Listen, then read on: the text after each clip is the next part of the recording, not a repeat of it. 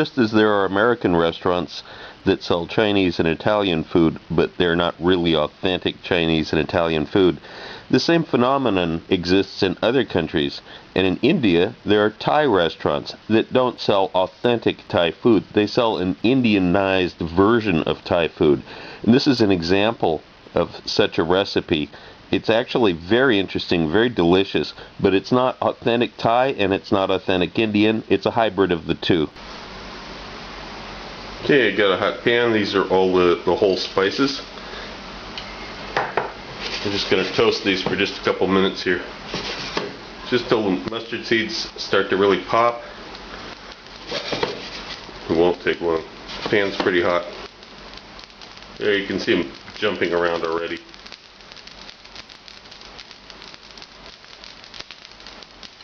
That's all it needs. And then after they cool off for a minute, put them in the grinder along with the turmeric, salt, and the sugar. That's it. Put a lid on, grind it up. The spice mix is ready to go. Using one whole green chili that I've sectioned up. You can use more. Got the tomatoes here, just coarsely chopped. Onion, again, coarsely chopped. Garlic, just enough to get let the blade get about. There's the ginger, which I already grated. The spices, that entire spice mixture. And a clarified butter.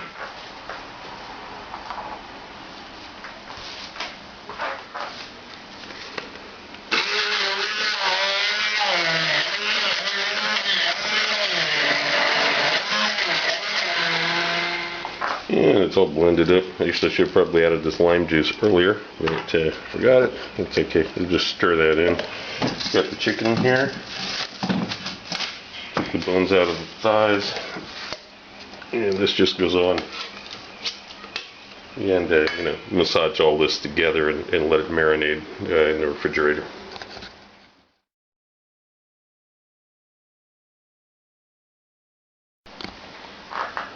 As in the tandoori recipe, you're going to take a strainer like this, put some foil on it to make it cleaner, make it easier to clean up. And these are the skewers, which you're going to put the meat on, and then you're going to put them down like this, so that the chicken can roast in the oven. So I've got the chicken that's had in the marinade overnight. Now this already has a lot of oil in it in this particular marinade, so it doesn't really need brushing off with oil. But what we do need to do is get rid of the extra marinade from this. We're going to use this marinade to cook the onions with in just a minute. So we're going to scrape off as much of it as you can reasonably. You don't have to go crazy, but you definitely want to get as much off of it as you can. Then you thread it onto the skewer. And you roast it in the oven in the same way that you do the tandoori chicken that's on this one.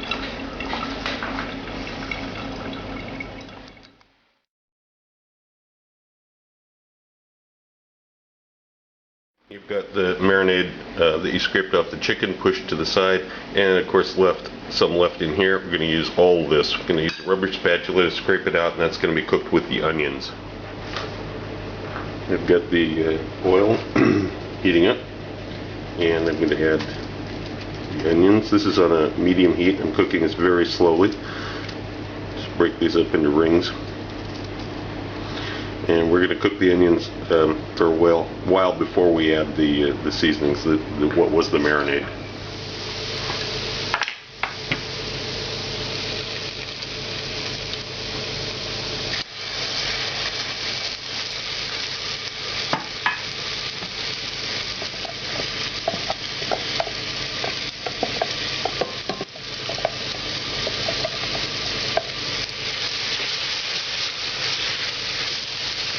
Keeping the heat low, between 4 and 5.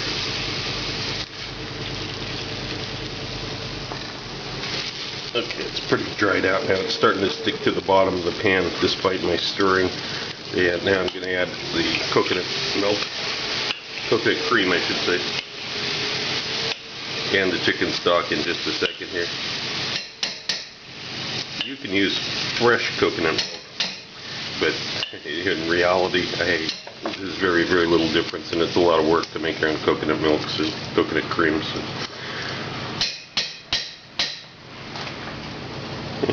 put the chicken stock in. This is gelatinous because this is one I made myself from the chicken bones that we used to make the thighs, the bones from the thighs that were used for the boneless, skinless chicken thighs for this recipe. So I made the stock from them. Okay, so now we've got chicken stock cream in. Now I'm going to add the the potatoes, and these are in much larger pieces. Just a couple potatoes in here. These are in larger pieces than you would normally think to use for this, but that's good because they're going to erode a little bit as they cook. And you want to kind of have a single layer here. I don't want to stack up so many potatoes that they're sticking up way above the sauce level, the curry level in this case. So that's enough. I got some more potatoes here, but I'm not going to use them because this is enough. You want to have them below the sauce level as they cook.